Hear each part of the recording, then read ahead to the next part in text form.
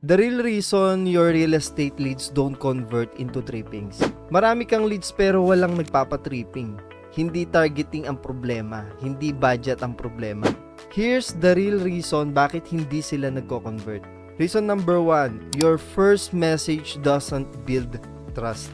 Para magpa-tripping ang buyer, kailangan muna nilang magtiwala sa iyo. Pero karamihan ng agents, ang first reply nila ay, PM sent po, available pa, ano ang budget mo?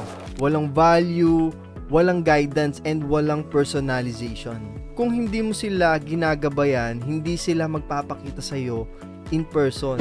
Reason number 2, you are answering, not leading. Marami agents ang sumasagot lang pero hindi naglalakad sa buyer papunta sa next step. For example, nagtanong si lead ng magkano po, then the agent says the price. End of the conversation. Ask a guiding question. What is your buying timeline po? Family use po ba or investment? Always use an open-ended question.